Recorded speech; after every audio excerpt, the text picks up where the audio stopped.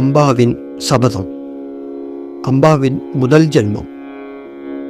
மகாபாரதத்தில் வரும் சிகண்டியின் முற்பிறவி கதை. துவாபர யுகத்தில் காசியை ஆண்டு வந்த காசிராஜனுக்கு அம்பா, அம்பிகா மற்றும் அம்பாலிகா என்ற 3 மகள்கள் இருந்தனர். மகாபாரதத்தின் ஆதி பர்வா அத்தியாயம் 102 காசிராஜ்யத்தில் அம்பா என்ற இளவரசியின் சுயம்வரத்தின் போது நடந்த நிகழ்வுகளை விவரிக்கிறது. ஹஸ்தினாபுரத்தின் மன்னன் விசித்திரவீரியனுக்கு திருமணம் நடத்த முடிவு செய்த பின் பீஷ்மர் காசிராஜனின் அரண்மனைக்குச் சென்று அங்கு சுயம்வரத்திற்காக வந்திருந்த மற்ற மன்னர்கள் எல்லோரையும் தோற்கடித்து காசிராஜனின் மகள்களான அம்பா, அம்பிகை மற்றும் அம்பாலிகா என்ற இளவரசிகள் 3வரையும் சுயம்வர மண்டபத்தில் இருந்து மணப்பெண்களாக வலுக்கட்டாயமாக தனது தேரில் ஏற்றிக்கொண்டு சென்றார். மன்னர்கள் பின்தொடர்ந்து வந்ததால் பீஷ்மர் அவர்களை தாக்கினார். சால்வ மன்னனும் பீஷ்மரோடு சண்டையிட்டான். பீஷ்மர் அவனை தாக்கி காயப்படுத்தி வீழ்த்தினார். இளவரசி அம்பா பீஷ்மரை அணுகி தான் ஏற்கனவே மன்னன் சால்வனை காதலித்து வருவதாக தெரிவித்தாள். அதனால் அவளை மட்டும் தனது தேரில் இருந்து இறங்கி சால்வனோடு செல்ல அனுமதி தந்தார். ஆனால் சால்வனோ அம்பாவை நிராகரித்ததுமல்லாமல் அவளை மனைவியாக ஏற்றுக்கொள்ள மறுத்து விடுகிறான். தனது காதலனால் தான் கைவிடப்பட்டதால் மனம் நொந்து போய் கோபத்துடன் அம்பா பீஷ்மரையே தன்னை மணக்கும்படி கூறினாள். பீஷ்மரோ பிரம்மச்சரிய விரதம் பூண்டிருப்பதால் எந்த ஒரு பெண்ணையும் தான் திருமணம் செய்து கொள்ள முடியாத நிலையில் இருப்பதாக கூறினார்.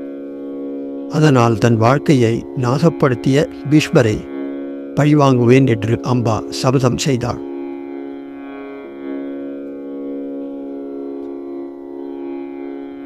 ஆனாலும் கர்மா விடவில்லை. மகாபாரதத்தில் உத்தியோக பர்வா அத்தியாயம் 173 அம்போபாக்கியான பர்வத்தில் சிகண்டியை ஏன் கொல்லவில்லை என்று துரியோதனன் பீஷ்மரிடம் கேட்கும்போது அம்பாவின் மீதி கதை பீஷ்மரால் விவரிக்கப்படுகிறது. பீஷ்மரை தோற்கடித்து தனக்கு நீதி வழங்குமாறு அம்பா பல்வேறு அரசர்களிடம் முறையிட்டாள். ஆனாலும் அவர்கள் அனைவரும் பீஷ்மரின் திறமைகளை அறிந்து மறுத்துவிட்டனர். இறுதியாக கோபமடைந்த அம்பா பீஷ்மரை பழிவாங்குவதற்காக தேவர்களை மகிழ்விக்க காட்டிற்கு சென்றாள். காட்டில் தனது பாட்டனார் ஹோத்திரவாகனனையும் பரசுராமரின் சீடர்களில் ஒருவரான அக்கிருதவிருடனையும் அம்பா சந்தித்தாள். இருவரும் அம்பாவின் அவல நிலையை பரசுராமரிடம் விளக்கினர். கோபத்துடன் அம்பா பீஷ்மரின் குருவான பரசுராமரிடம் தனது திருமணத்தை வலுக்கட்டாயமாக தடுத்து தன் வாழ்க்கையையும் நாசம் செய்ததற்காக குருவே தனது சீடனான பீஷ்மரை கொல்ல வேண்டும் என்று பரசுராமரிடம் பிரார்த்தித்தாள். தனது பரிவாரங்களுடன் உடனே பரசுராமரே பீஷ்மரிடம் நேரில் சென்று அம்பாவை ஏற்றுக்கொள்ளும்படி கட்டளையிட்டார். பீஷ்மர் அதையும் மறுத்ததால் ஆத்திரமடைந்த பரசுராமர் பீஷ்மரை தன்னுடன் போரிட அழைத்தார். இறுதியாக சத்திரிய தர்மப்படி அவர் தானே தனது குருவுடன் போரிட ஒப்புக்கொண்டார். கங்கை தன் மகனையும் பரசுராமரையும் போரை நிறுத்தி கொள்ள வேண்டும் என்று வேண்டியும் பயனில்லை. பெரும் போர் 23 நாட்கள் நீடித்தது. 24வது நாளில் பரசுராமர் தனது பிரம்மாஸ்திரத்தை பயன்படுத்த தொடங்கியதும் பீஷ்மரும் தனது பிரம்மாஸ்திரத்தை பயன்படுத்த தொடங்கினார்.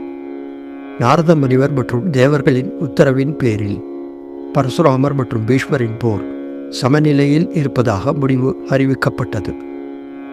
இறுதியாக அம்பா பரசுராமரின் அறிவுரையை கேட்க மறுத்துவிட்டு துறவரத்தால் என் இலக்கை அடைவேன் என்று கோபத்துடன் கூறிவிட்டு சென்றாள். அம்பா உணவையும் உறக்கத்தையும் துறந்து யமுனை நதி பள்ளத்தாக்கில் 6 மாதங்கள் நின்ற துறவு மேற்கொண்டாள்.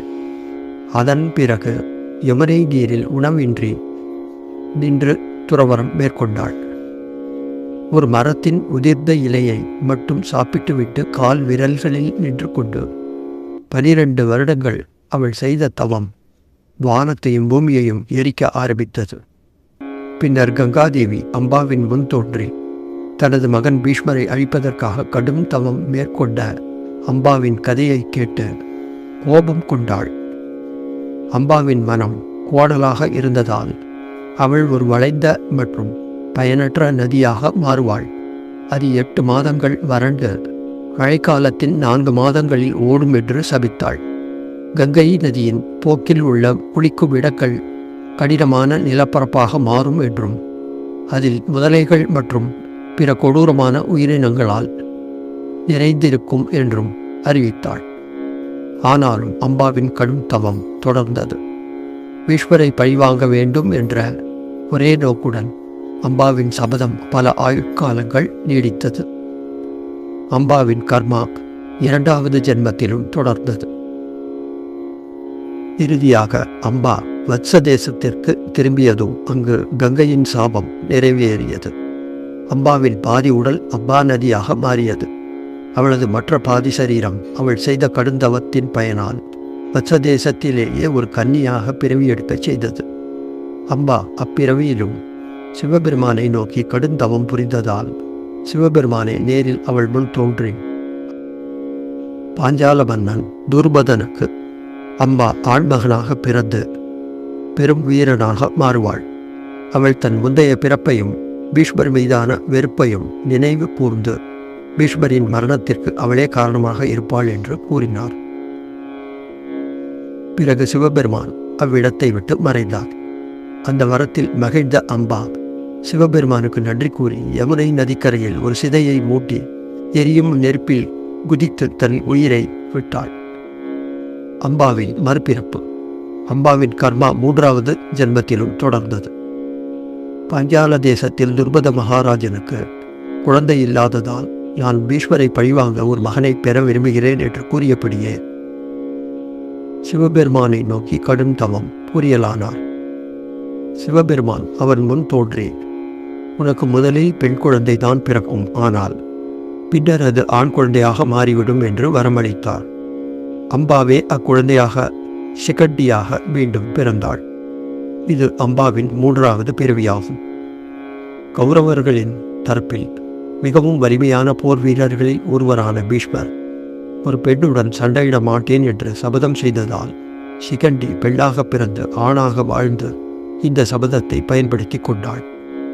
பீஷ்மரின் வீழ்ச்சியில் சிகண்டியின் பங்கு முக்கியமானது. குருட்சேத்திர போரில் பீஷ்மர் கௌரவப்படைக்கு தலைமை தாங்கிய போது பாண்டவ சேனையில் அர்ஜுனன் சிகண்டியை ஒரு கேடயமாக பயன்படுத்தி முன்னிறுத்தியதால் பீஷ்மர் ஆயுதங்களை தாழ்த்தி சிகண்டியுடன் போரிட மறுத்தார். சமயம் பார்த்து சிகண்டியும் அர்ஜுனனும் பீஷ்மரின் உடலை அம்புகளால் துளைத்து அவரை கீழே சாய்த்தனர்.